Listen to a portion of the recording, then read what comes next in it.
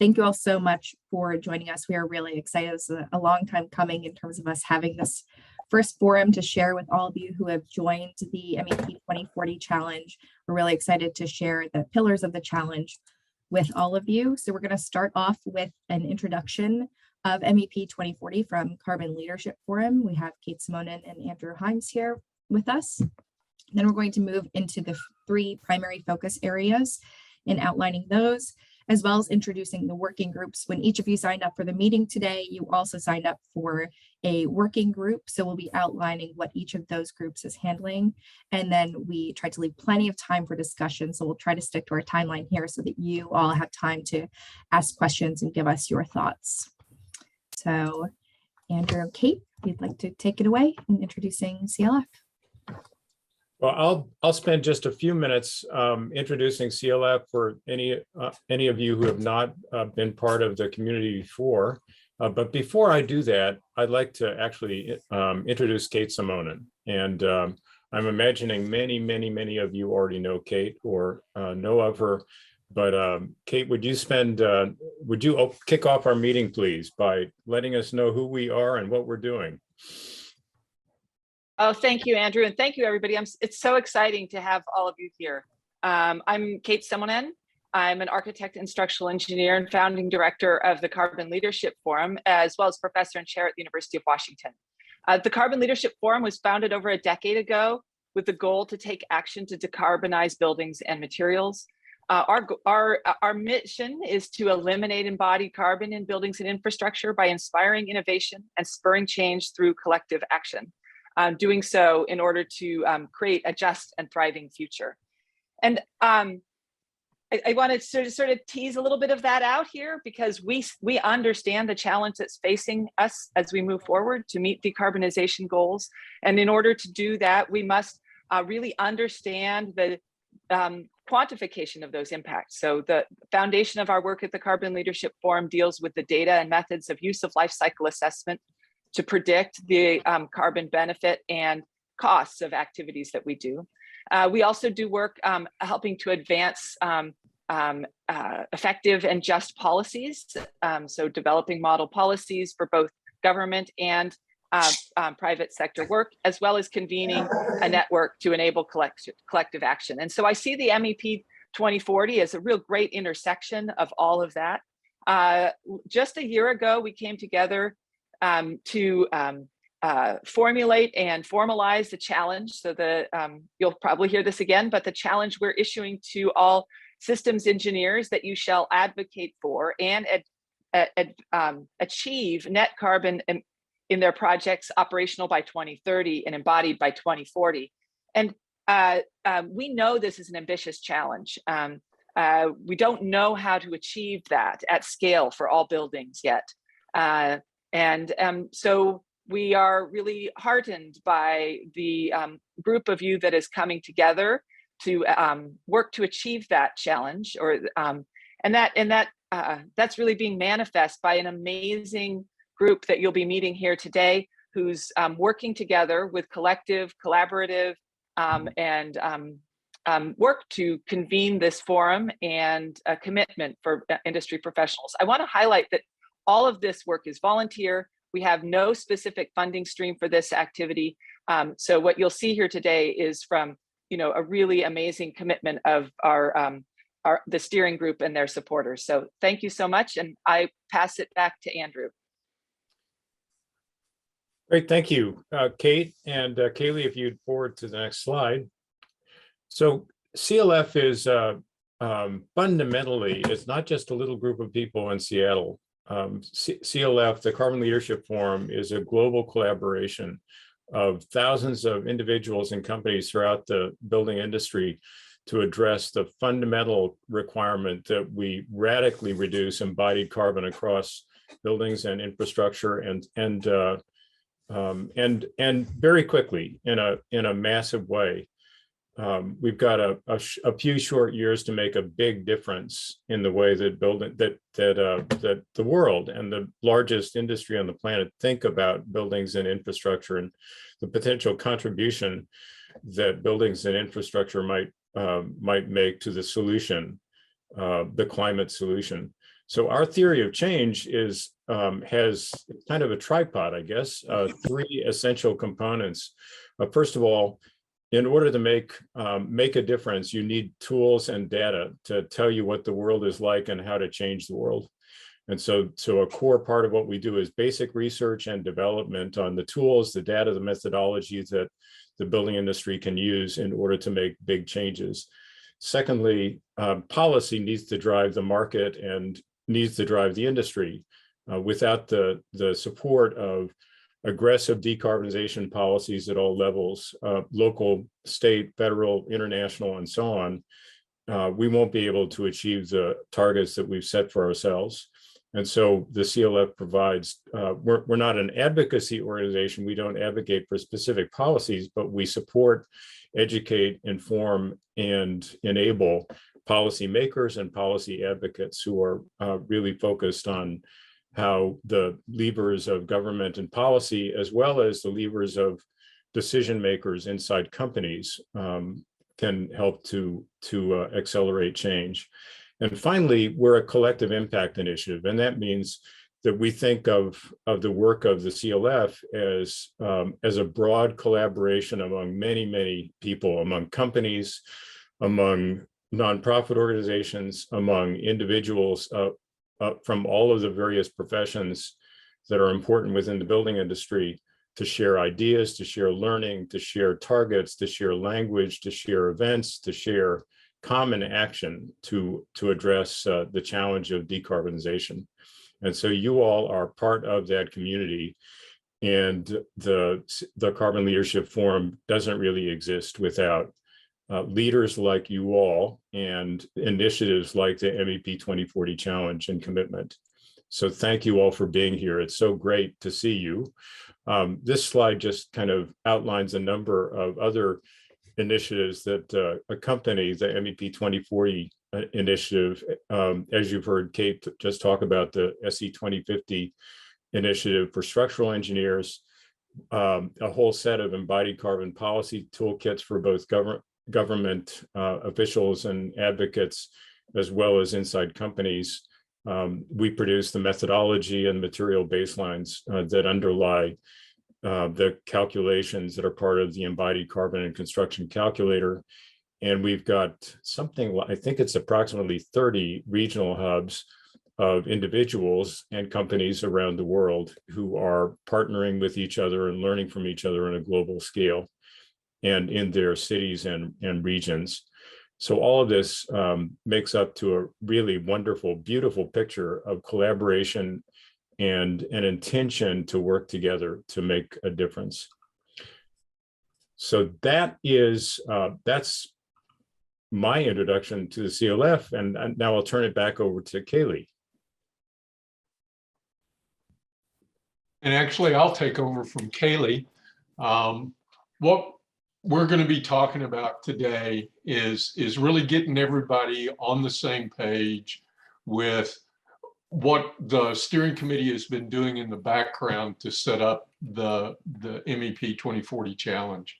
And in a lot of ways, we're following some of the steps that have gone before us, especially the AIA and Architecture 2030 challenge that really set the bar for operational carbon.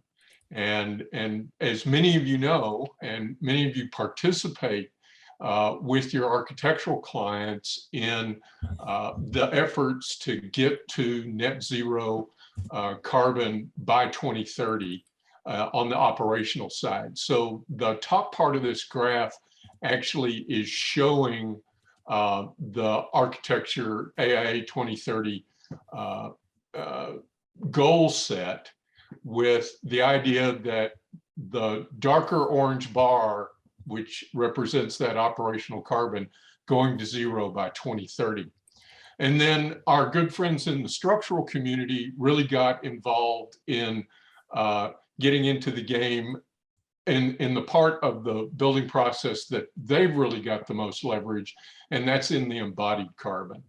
And you know, structural engineers aren't known for their aggressive, outside the box thinking. So they actually stretched out to 2050. We're hoping we can convince them to compress that a little bit, but they're trying to get down to embodied carbon net zero by 2050. In both the AIA and the Structural Engineers Challenge, there's actually an opportunity for renewable energy to offset the carbon. So you can see the lighter orange bars and the lighter blue bars representing that offset. The white bars above are essentially efficiency improvements. That's where we're lowering the carbon across the board just by making better buildings and making better choices in the materials that we select. We came along in the MEP 2040 challenge, really looking to echo what's happening with our friends in Architecture 2030 to get our operational carbon down to zero by 2030, and then our embodied carbon by 2040. So once again, you can see the dark green bars representing the embodied carbon associated with MEP systems and materials going down to net zero by 2040, and then the lighter green bars representing the renewable energy offsets to get that down to the net zero, with the white bar above being the result of efficiency improvements and better choices. So this is the family right now of our signatories. We welcome the folks who have joined us today who haven't signed on yet, who are wanting to find out more about the challenge, to get more information, and hopefully convince their firms to join us in the challenge. The signatories are the folks that are actually making the commitment to follow the 4 main pillars of the challenge, while our supporters represent the folks who are really interested in helping move us along in that pathway. And this includes our architectural clients, our owner clients, our support folks, the people who provide our software, manufacturers, contractors, everyone else who's really interested in seeing the MEP 2040 challenge succeed are able to join us as supporters. And we urge the folks in the supporter community to also join us in our working groups as we work through figuring out how to get this done. But the signatories are really the folks that have signed on to make each of the 4 pillars of the challenge a reality. So the 4 pillars are really, one of them, the last one that's in this list, is what we're doing today. It's as Andrew talked about, forming this community of folks who are wanting to help one another get to the finish line, to be successful in what is hopefully an effort to turn the tide on climate change, especially the things that we as MEP design professionals have the ability to move that needle. So every quarter, we're going to be bringing this group back together and hopefully having a very open exchange about tools, case studies, moments of success, even relating lessons learned from hopefully not too great of failures. But we took a real guidance from our friends at Architecture 2030 and the AIA 2030 commitment in saying, we need to establish a plan, each of our firms, to get that operational and embodied carbon down to net zero by our target dates. We want to report on this. We want to gather data on our projects. You know, if you're not keeping score, you're not really in the game. So this is a way for us to track how we're doing. You know, you can't manage what you don't measure. Measure our progress toward these goals. At this point, this reporting is all meant for the purposes of the signatory firm itself. We're not planning on sharing this data outside the network or even outside the firm that signs onto it, unless they're so inclined to do so. This is really a commitment to keep score, if you will. The second is acknowledging the real impact that refrigerants have.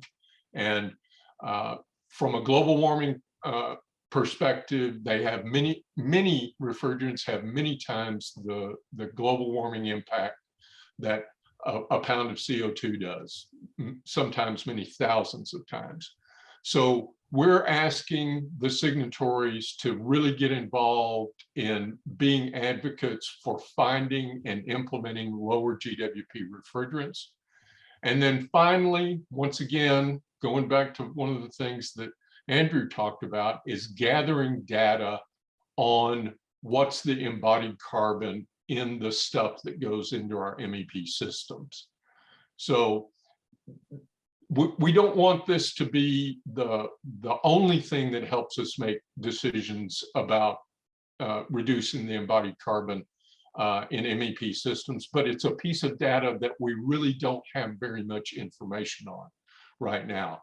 So this is once again an advocacy position to reach into the community and start the conversation about getting this information out for the community to have. Thank you so much, Kim. Now, Julie Janiski from Bureau Happold is going to walk us through that first pillar of the challenge, which is creating a company plan. Excellent. Kaylee, thanks so much. And Kim, thanks as well. I just want to reiterate something that you were saying, the MEP 2040, the difference between the challenge that's been issued by Carbon Leadership Forum and the commitment that we have started as a steering committee and the 4 very specific tasks that are assigned to that commitment. There is a difference between those two. It's very similar to the difference between the challenge issued by Architecture 2030 and the commitment made by AIA 2030. Similarly with the SE 2050, the difference between the challenge and the commitment. We think that's important to pull out because the commitment is about organizational change within our companies. It's about growing our own education and awareness around this topic in order so that we can do that with our clients. And there's a lot of aspirations around the commitment that are specifically in response to the challenge that the CLF has issued. And we can get into that during the discussion too, if it's helpful. I'm going to kick us off with an example of creating a company plan. So we at Bureau Happold have just started publishing an annual global sustainability report, which I found surprising, and some of you might find surprising given that we are a company of over 2,000 people. We've been in business for a long time, and we just started reporting information about all of our sustainability goals, including carbon. So starting in 2018, 2019, we captured our information, published it, and then have published an annual report since then. We wanted to share just a few examples of what some of the tasks or items might be within a plan that you might be looking at. And during the discussion, it would be super to come back to this slide in case there are other items that everyone thinks could be incorporated. This is something that we think we could sort of make a one-pager on and put on the MEP 2040 website as a starting place to start to think about what a company plan could include, should include, et cetera. So here we're laying out the idea of setting clear targets, allowing for the evolution of those targets from year to year, defining specific action items to achieve targets, which might include tasks around training needs, addressing scope gaps, reviewing standards within your organization or within the greater organizational groups that exist in our industry, incorporating the low GWP refrigerants, which Scott in the chat, you did ask a question about that. There is going to be a good amount of presentation on refrigerants. So let us know if you still have that question once we get through that. And then requesting EPDs from vendors on all projects, which is also something that Christy is going to be talking about. In terms of measuring and reporting annual project progress, as Kim said, you can't manage what you don't measure. While we do want to make sure that we are capturing case studies, lessons learned, and data within the MEP 2040 community, we also recognize that there is and can be sensitivity around data. We're having conversations with AIA 2030 and SC 2050 to understand how they collect information, what the specific division of data should be between those three organizations, how we might be able to capitalize on some of the tools and reporting structures that they've already put into place, so that we can streamline for everyone involved, given that we understand there are probably lots of you who are also signed up to some of these other initiatives. On the next slide, a bit of an introduction in terms of where we started at Bureau Happold. So setting clear targets, the little snapshot in the bottom left-hand corner is where we started with the first global sustainability report. We were addressing carbon for our own operations, our physical footprint with our offices and travel, as well as our projects, and talking about operational carbon. As the conversation evolved to continue embodied carbon, we made that update. So the larger picture on the screen is where we've updated those goals to include embodied carbon, and we'll continue to revisit these goals as we go to make sure that we're holding ourselves accountable. A snapshot from our report on the next slide shows a number of specific action items that we've targeted internally to achieve the targets that we're setting ourselves up for on this slide, or on this page, specifically looking at embodied carbon. The examples here are a copy paste from the first slide in terms of what some of the ideas might be for action items. And notably this, because we worked on this in the first version of our report that came out around embodied carbon, there was a pretty strong focus around the structural engineering team within Bureau Happold, and not as much focus on the MEP team. And that's yet another evolution that we'll be capturing within the next versions of the reporting that we're doing.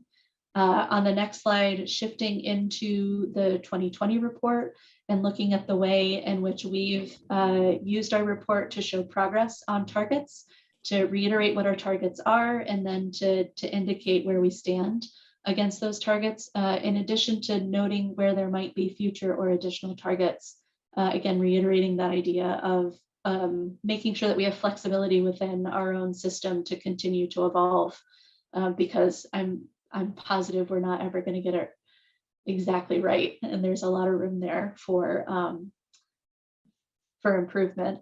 On the next slide, reiterating, in addition to where we've shown progress specifically against the action items that we've laid out and the targets that we've laid out, a brief set of highlights, which I think has been really helpful for us as an organization to make sure that in addition to specifically reporting against the metrics and the targets and the action items that we've set out, we're also able to celebrate some of the things that might not fall super cleanly within those buckets, but to still reiterate what it is that we've been working on and how we're contributing to the work overall in terms of climate action with this specific lens of carbon.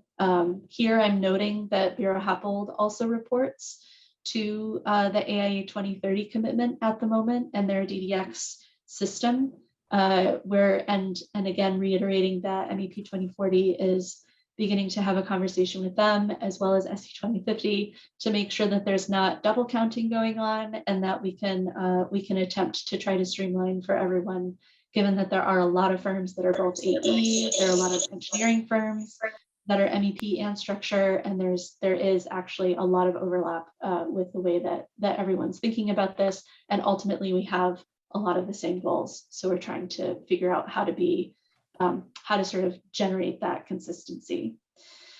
The next couple slides are from our most recent report. So shifting from the first 2018, 2019 to 2020, and now to 2021, the report that we put out just earlier this year on the calendar year of 2021, and attempting to capture a look back to understand what we started with in 2019, what we added in 2020, and then Kaylee, if you flip through where we might also be looking at setting additional targets for 2021.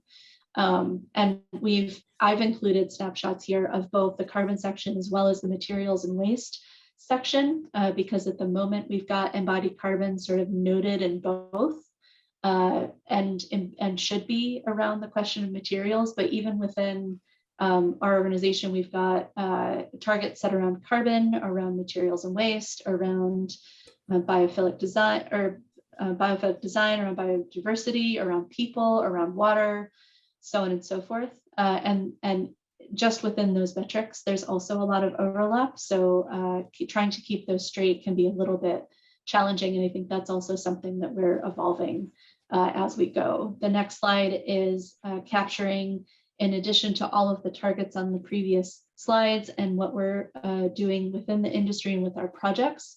This is a capture of the reporting that we're doing on our own carbon footprint and the offsets, the science-based targets, the way in which it's signed off on science-based targets through the SBTI initiative, as well as what that actually looks like for the calendar year that the fiscal year for Bureau Happold that's represented here. And the latest version of this includes scope 3, and I'm pretty sure the first time we didn't include scope 3. So that's also a moment of evolution for ourselves. The next slide is a snapshot of how we're attempting to recognize how our goals align to both the UN SDGs as well as the Global Reporting Initiative. So you can see SDG number 13, climate action, is very straightforwardly noted as climate action in our sustainability report. Affordable and clean energy, SDG 7, aligns to energy and carbon in our report. Not 100%, but there is some alignment there. This is important to us as an international organization to maintain some clarity on how we align with some of these programs. It may or may not be important to your organization, but we wanted to share it as an example of where on the theme of overlaps, there are lots of other initiatives and lots of other standards, and making sure that we're showing alignment where it exists is something that we wanted to do. So the last slide in this section is reiterating the commitment and the 4 very specific actions that are required as part of that commitment as a signatory. The first one that we've just outlaid is using the Bureau Happold Global Sustainability Report as an example. Like I said, it includes topics, many more topics than just carbon, but the pulling out the carbon information we think is really, really interesting to start to consider what that evolution process looks like, how embodied carbon is really being tackled, and actually coming back to the action plan internally on how to make it happen, in addition to reporting all of these really cool things that we've been up to. All 3 of these sustainability reports are on our website and available to download if you're interested. If there's anything in there that that you'd like to use for reference, please do. And I don't know, I think the agenda is pretty packed in terms of what we want to get through. So I think, Kaylee, I'm going to hand it back to you and Luke to go through the refrigerant section. But if people do have comments or questions on the content as we're going, please do put that in the chat, and we'll either attempt to answer it within the chat or come back to it during the discussion. Thanks, Julie. Now, Luke Lung from SOM and myself, Kaylee Howd from Bureau Happold, are going to be talking about the impact of refrigerants. So I'll hand it over to you, Luke, to start.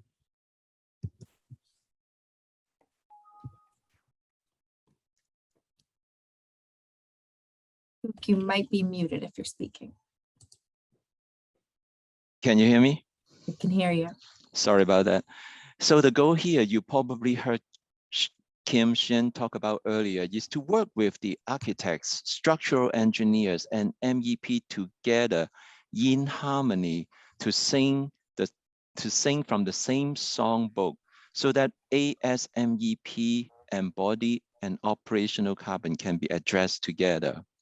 And one of the major pieces refrigerant that we can bring to the table in terms of the knowledge of it and the impact of it. Now you're looking at the screen here is the whole life cycle of refrigerant from the production in the factory to transportation to the in-use portion and end of life, and then the recycle. There are these blue alphabets and number in this cycle, and they refer to the EN 15978 standard. Next slide. So we'll touch on two standards here. The first one is EN 15978. Refrigerant actually is part of that A, B, C, D module in EN 15978 or the ISO standards. Next slide. Or go back one. So the important thing to note is refrigerant leakage in this standard belongs to B1, the in-use portion. That's where they categorize the silo of leakage. Now this is in use, but it's part of that whole life carbon, part of that embodied carbon concept. Next slide. Why I say that embodied carbon? Because the way life cycle analysis look at refrigerants, it comes with the building. Next slide. Now this element during the in-use stage, it leak, but that is a way to look at the maintenance that you need to do to the refrigerant that comes with the building. It's almost like your building could have other physical elements that come with it, but will need maintenance. Maybe some of the carpet will need to fix, some of the exterior wall need to fix in its life cycle, but that is not an EUI. Next slide. This is EUI, your actual energy consumption, right? So that whole life carbon framework looking at refrigerant is something comes with the building and needs to be maintained, but not an energy to power the building, not EUI emission. Next slide. But the second way to look at it is scope 1, 2, 3. Now, when we look at scope 1, 2, 3, refrigerant is considered as a fugitive element that emit carbon under scope 1 of direct emission on site. Next slide. But there's a fine difference here because this is the EPA website.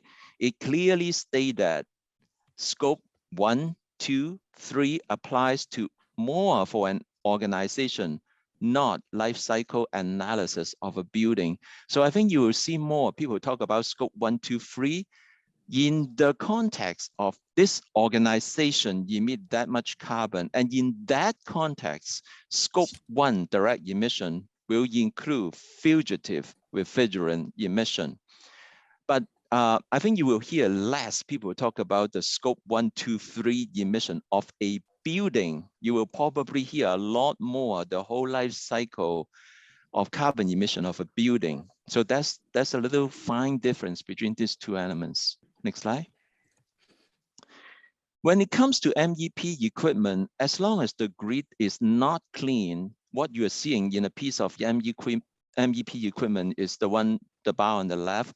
Majority of the carbon is going to be in the operational cycle. But if you take away the operational cycle in MEP equipment, especially the one with refrigerant, the refrigerant will be the orange piece. And then the gray is the rest of the physical elements of that equipment. So as the grid gets cleaner, the refrigerant will be a significant portion of it. Now, right now, there are already many regulations in certain states that regulate the refrigerant. GWP cannot exceed 750. But you may find difficulty, even in 750 GWP, to look for refrigerant in certain type of heat pumps, for example, is still difficult. But having said that, there are other countries, for example, this building we're doing in Australia, the local engineers already committed to refrigerants, GWP of less than 10. So there are ways to get around those. Next slide. One of the key is to actually benchmarking the refrigerant number, maybe starting with this group here. You know, looking at this chart here, you can see when EPA start collecting data, then what they find out is the reclaim of the HFC actually start increasing. So you start getting the data and people start focus on it and then get more recycle of the element. So hopefully we'll start sharing information on the refrigerant, how much refrigerant we need to buy for the building, right? If we're gonna benchmark energy and carbon emission of a building, why not refrigerant? Because they also emit carbon. Next slide. In fact, if you look at the carbon they emit globally, F gases contributes to about 2% of the global emission. So 2% sounds small, but if you think about the annual emission operational of building is about what, 11%? Embodied carbon is 29%. One element of up to potentially 2% is actually quite important. Next slide. Now, F gases compose of a lot of other stuff, but one of the key elements in there is actually refrigerant, which is the kind of the blue line you see on the screen, and it has been increasing throughout the years, becomes a significant portion of the F gases. So we need to start help the architecture, the structural engineers, the ASMEP industry to understand carbon, and this is in our wheelhouse, which Kaylee will go into more detail. Next slide. Thanks, Luke, for that introduction to refrigerants. So I'm going to walk us through an example of just how harmful refrigerants are and how impactful they are, just looking at one piece of equipment. So if we look at the data sets that are available around refrigerants presently, we are looking at equipment life expectancy, first of all. So there are a couple of data sets within that. So for GHG protocol and LEED, both reference equipment lifespans. We also have data sets around refrigerant leakage. So the amount of refrigerant that is expected to leak by equipment type, as well as refrigerant environmental metrics. You saw some of those that Luke showed around R410A versus R134A. So there are lots of different data sets that describe those values per kilogram of refrigerant, the amount of CO2 equivalent. So for this example, we will be focusing on a building with a life expectancy of 60 years approximately. We'll see that the area of this building is about 33,000 square feet. If we're looking at one chiller whose cooling capacity is 110 tons, let's say the refrigerant charge for that is 48 kilograms of R410A. The life expectancy for this chiller is about 20 years per GHG protocol. And then the leakage metrics around this, which some of you may not be familiar with, is 1% at installation. About 15% is lost per year. That's for an average chiller per the EPA data set. At end of life, they expect that 5% of that will be lost. And then the amount remaining end of life you expect will be 100%, or that it's fully topped up when it's decommissioned. The environmental metrics around that, if we're looking at R410A, the global warming potential is 2,088 kilograms of CO2 equivalent per kilogram of refrigerant. There's no ozone depletion potential associated with R410A. So if we're looking at just the one chiller that you installed on day one, the amount of leakage that you're looking at throughout its lifetime in those 20 years is 146 kilograms. That's 3 times as much as you initially charged the unit with. That's how much refrigerant you would require for that unit in terms of its loss over its lifetime. That's the amount that's calculated in terms of multiplying by that 2,088. So what you're looking at there is then 300,000 kilograms of CO2 equivalent. Now, you might be saying, what does that number mean to me? I don't know what that number is exactly. That's about 35,000 gallons of gasoline, or 55 homes' electricity use for a year. It's an enormous amount of embodied carbon just for the refrigerant of that one unit in a relatively small size building. Now let's multiply that and scale it up to the lifetime of that building. Let's say that you always had the same chiller, same tonnage, same refrigerant type. You're looking at 3 chillers throughout that building's life. Multiply that 146 kilograms by 3. You're looking at about 440 kilograms of loss throughout its life, almost 1 million kilograms of CO2 equivalent, which is over 100,000 gallons of gasoline, 167 homes electricity use for a year, and over 2,000 barrels of oil in terms of its equivalent. You can see that that scales up very quickly just for the refrigerant. Now, if we compare that refrigerant leakage, we can think of these as the actual containers of refrigerant, each of these representing about 25 pounds. That close to 1 million kg CO2, again at 100,000 gallons of gasoline. If we compare that simply to the raw materials required for those 3 chillers that you would install, let's say the steel required for the chillers, those raw materials again, that according to the Dakin and Train have both produced EPDs, or some of the very few EPDs available to us in MEP in the US especially. They estimate that A1 to A3, again, that the manufacturer's incurred amount of embodied carbon to be 43 kilograms per kilogram. So based on the weight of those chillers or the tonnage of capacity, like about 14,000 kg CO2. So it's almost a factor of 100 times more between the refrigerant itself and then the raw material for the equipment. It's a huge difference, and you can see why we're choosing to focus on the refrigerant piece. If we blow this out to an even wider perspective here, we're looking at a building life expectancy of 60 years again, about 33,000 square feet.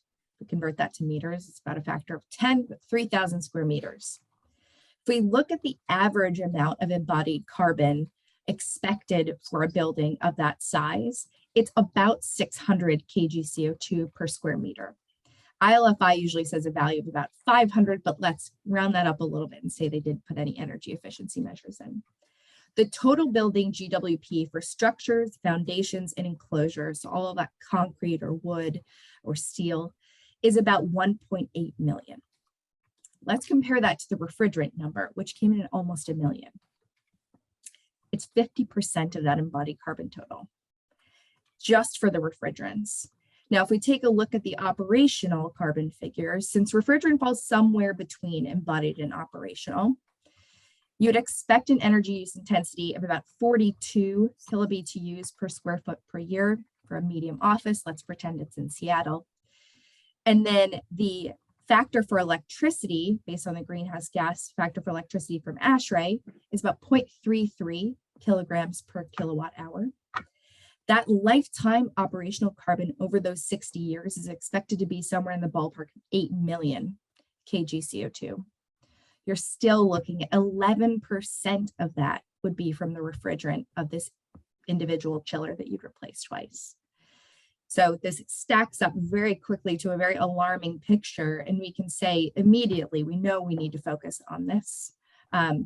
And we'll go into a little bit more on this. We are building a tool that will be available through the MEP 2040 site that I'll talk about in the data analysis and reporting group. All right, so I'm going to hand it over to Christy Walson. We'll be talking about requesting EPDs for manufacturers. Thank you so much. Okay, next slide. I'm Christy Wilson with TLC Engineering. I'm going to be talking about the third prong of this commitment, which is to request environmental product declarations in project specifications for MEP system components. So it seems very simple, but we're not there yet. There's multiple steps in the process to get there. One of the parts of this process is we would expect the company plan that you create as the part of the first prong of this commitment to kind of elaborate and create a roadmap for how you plan on pushing the industry to generate EPDs and how you will be requesting EPDs on your MEP system equipment. These UL CS, ASTM, and NSF are the primary EPD providers in the United States, but there are many more globally. I just wanted to provide an example of who is able to provide environmental product declarations. And then we're going to be going through a couple key points here. What are EPDs, why they're important, what types are available, how to start the process, and then a timeline for what we hope could be for requesting EPDs from manufacturers. So, you know, an environmental product declaration, for anyone who is not familiar, is a transparent, objective report that communicates what a product is made of and how it impacts the environment across its entire life cycle. It's a consistent framework for reporting the whole life cycle, excuse me, impact of a material or a product in the industry. Next slide, please. And this is an example of what one looks like. This is a UL generated EPD. This is the front page of one. They are all very consistent across the board, especially if they're coming from the same provider, and they all are expected to provide similar information, including the operator, the declaration holder. That's an important key piece. It's duration of validity. And all these key pieces of information are included in what typically is the second page. Next, click one more time. You can see within, these are all snapshots taken from within the same EPD. So within the multiple page EPD, they are addressing a full life cycle assessment of the material or the product, from raw material for production being extracted all the way through end of life disposal of the product. One more. And then here's the environmental impact of the product. And this is where it gets into what we're talking about here in terms of embodied carbon. And they typically do this, you know, these are ceiling tiles. So this would be per unit of measure. So a 2x2 module, you know, they did this by 1 square foot of the system. For an MEP product, it might be a different metric, but we'll get into that in just a second. So there's multiple types of EPDs. The first one is a product specific declaration. I'd say this is the least stringent of all of the EPD options. Click one more time. There's an industry-wide or generic EPD, and this is for products that have a generic use across the industry. Let's just say, you know, glossy white paint as an example. You know, there is a standard across all providers of a common type of product. And this industry-wide or generic EPD is available for that common product. And then next, and then you have your very specific type 3 EPDs that would be exactly what I just showed you as an example. It's specific to the product that comes from the manufacturer. And it's specific to a single manufacturer, not to multiple manufacturers. Go ahead, one more click. Oh, you know, I think from our perspective, we see the industry-wide generic EPD as an option for the way to get EPDs most quickly to market for MEP systems. And we want this to happen quickly with, you know, not an incredible burden to all the manufacturers. So collaborating across manufacturers on common equipment and getting EPDs industry-wide, we see as the quickest way for this to happen. And it will also, you know, there is a cost to generating EPDs, but this would also spread the cost of generating those EPDs across multiple manufacturers. And a collaboration like that, we feel, is probably the quickest way for embodied carbon to start coming out of our MEP systems. Next slide. So starting the EPD process. So the first step, obviously, we would recommend that you go through one of the EPD providers. You have to. You can go through. Sorry, there was a note in the chat, but you can go through multiple providers. You can choose which provider, but the first step will always be to look at the product category rule, which is the PCR. It's the piece of information that defines how to conduct the LCA for the product category being assessed. In the case of MEP equipment, you can go ahead and click one more time. There is a PCR search library. There's actually a few online available to see where PCRs have been created for MEP equipment, but the reality is they haven't been created for all MEP pieces of equipment and materials. And so one of the things the EPD provider can do is to also help generate the PCR for a particular piece of equipment or product if it doesn't already exist, and that would be part of the EPD process as well. One more click. Okay. So this is an example of a timeline for what we would envision as a steering committee to be an achievable, impactful timeline for products to receive EPDs so that they're available when the MEP engineer puts EPDs as a requirement in the specifications for MEP equipment. Sorry, one second. The timeline is tentative and very, very rough, but I'll tell you the main part of the effort that's gone into it at this point. It was to identify the most used pieces of equipment so that when EPDs are procured, they are impacting a large amount of projects. And so we identified those main first tier pieces of equipment to be packaged rooftop units, PTACs, packaged heat pumps, VRF systems, and condensing units. We did some research, took some polls, and across the board, these seem to be the most often used pieces of equipment. So we would hope that manufacturers could use this timeline as kind of a roadmap as to what they should be going into and getting their EPDs for first. And it lays it out across from January 2023 through January 2026. And it's just a way of us assisting the manufacturers for prioritizing the EPDs. And of course, as we said, we very much encourage the generic industry-wide EPD. So a collaboration across manufacturers to get that packaged rooftop unit EPD would be encouraged by us. Thanks, Christy. Now we're going to move on to introducing our working group. It's great to see so much chat going on around each of these topics.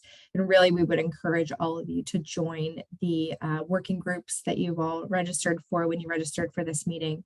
We will be having working group sessions, meetings probably every 2 weeks or once a month, depending on the working group. So please listen into each of these topics and find one that you're interested in.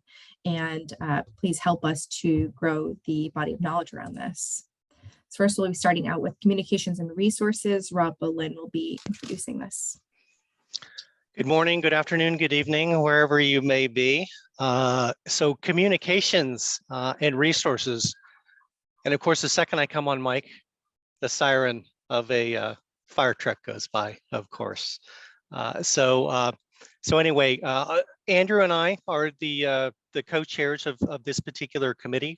We have already had an outreach round and have a number of folks within the community who have responded and are part of our communication. One message you're going to hear that's consistent from all of us is the last message on the page, growing the working group. And based on the communication that I've seen in the chat, boy, do we have a group of very excited and knowledgeable folks who seem like they are very, very ready to help us grow what we are trying to do here. So, we are in the very early stages of developing the messaging of the what, the why, the how, and the who of the commitment. And so this first quarterly forum, we want to thank all of you for participating. Those of you, whether you are signatories, soon to be signatories, supporters, soon to be supporters, thank you for attending this. Some of the things that we'll be working to develop will be the outreach tactics and tools, whether that's website related, social media toolkits, press releases, a lot around sort of the messaging for education, advocacy, getting our message out and growing the group. And then a primary function also is our team working to organize the future quarterly forums as we move forward. So again, we really want to grow the working group, get the expertise from our partners who are within the MEP 2040 commitment signatories to really sort of leverage the expertise of their communications and PR folks to help us as an overall group really properly package what we're doing and get the message driven much deeper, right? We're looking to create a wave here, right? And we really need participation and support from everybody to help us create this wave. Okay, I am going to pass it forward to the next working group session. And I think, Kaylee, are you presenting this one? Yeah, thanks, Rob. Very good. Right back to you. So on data analysis and reporting, this group currently consists of myself, Kim Shin, who introduced the initial topics, Kelsey Wattilla from SP Dumas Ripple, and Steph Carlisle from CLF. So on this topic, we are working together to gather important data and the data sets that help us to make more environmentally conscious decisions as MEP engineers. With myself as a mechanical engineer background, I am a total nerd about all of this stuff, love to gather all the data. If you have more data sets than the ones that I've shown, join this group. We would love to gather as much data as possible. We will also be delivering that data in the form of helpful tools. In the next slide, I'm going to be showing you the beta version of the refrigerant impact tool. That's a quick version of what I walked through earlier in the example.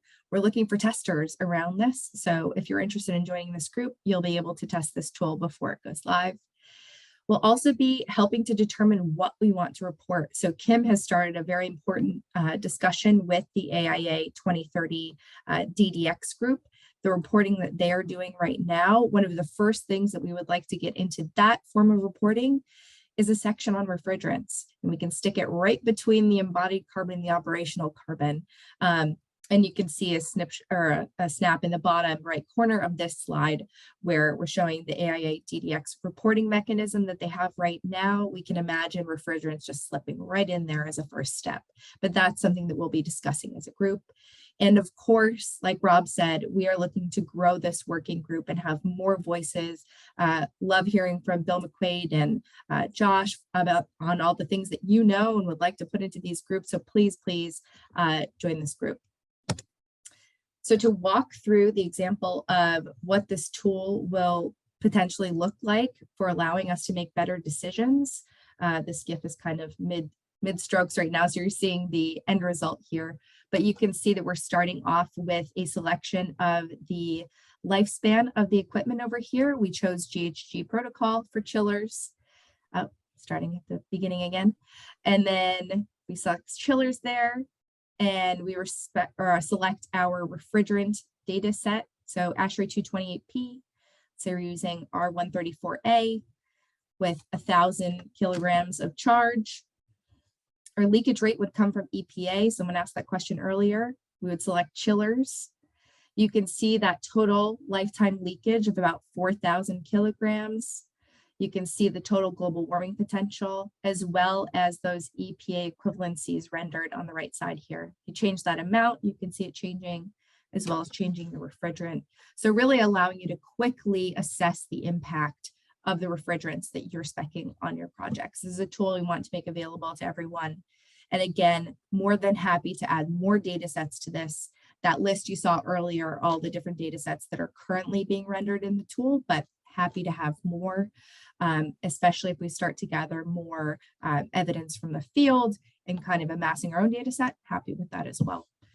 So hopefully all of you are excited to get your hands on this. Now I'm going to be handing it over to Stefan from EPD to go through partnerships. Thank you, Kaylee, and hello, everyone. If you've recognized one thing on this call, it's the theme of teamwork. This is going to be underscored, I think, continuously. And I love the diagram that shows that AIA 2030 on top of MEP 2040 and SE 2050, because an integrated design team needs to approach this nimbly and effectively, and that's what our group is focusing on. Together with Yasmin and Luke, and frankly, everyone on the steering committee, our first step was to develop a list of stakeholders, and the categories of stakeholder groups are listed on the right-hand side there, and you're probably a member to several. And if you're not finding yourself on that, please do put it in the chat and also join us. But we want to sort of recognize the importance of working together on this topic. I'll also underscore the fact that I'm an architect and not a mechanical engineer, and you might ask yourself, well, why would an architect be a supporter? And you know, we manage the most important piece of the mechanical equipment, namely the envelope. And yes, my mind was just blown thinking about the relationship between air infiltration or uncontrolled air infiltration and the long-term impact on refrigerants and their impact on the climate. So the three goals that we have and what we're aiming to do for the next quarterly session is to continue to grow the list of signatories and supporters, and to look for opportunities to begin to fold this work that you've just seen into other frameworks. There's a wonderful one in development right now, the Owners Can Action Plan, which answers one of the questions, I think, in the chat, which is how can owners be engaged in a way that also flows more naturally. And lastly, we want to make sure that our work is ultimately serving our broader teams, the 200 folks sitting behind me in this office and right across the way in SOM's office. This is a joint effort that requires a lot of attention. So please join this working group if you're interested in establishing more partnerships. Thanks. Thanks, Stefan. Now, Adam will be talking us through the manufacturers and EPDs working group. Yeah, thanks, Kaylee. So yeah, we're working with Christy and Kelsey and William on this topic. I think Christy did a pretty good introduction to what our thought process is around getting this data. I think Kaylee showed, you know, the power of understanding the actual data of the refrigerant and what that can do to change your perspective. So now we get these tools ready. We've got this big working group and everyone ready to go. We open the lid and then there's no data on any of our equipment as far as the embodied carbon of what it takes to make all this stuff. So our charge is to make sure that we can be a single point of communication to the manufacturing community on how to move forward. We've talked with some manufacturers that says, look, I've got 5,000 things on my line card. What would you like me to spend money on EPD first, right? I mean, they have some real decisions to make about where they want to invest their money. And on the other side of the coin, they want to make sure that if they make the investment, there's going to be demand to drive it. So we can see where they're coming from. Our working group, we need people that are experts on EPDs to join us. So there's things in the chat about folks that definitely are smarter about it than we are. We need help on that too. So our vision overall is have a conversation between manufacturers, engineers that specify the equipment and owners just to make sure everyone's comfortable that, hey, this is the direction going forward and we can have a path going forward. We're going to connect with other industry associations like AHRI and other groups too, just to make sure that we can have a good dialogue about this and all have a good plan moving forward. And once we have that plan, everyone can kind of go to one place and get on the same page about how to move forward. So whether it's the timeline we laid out with Christy earlier or whatever meets the needs of the industry, that's what we want to try to figure out. So that's what our working group will be doing. We'll be looking to probably hold forums every quarter or so with these groups where we can have these discussions and plot out a path going forward.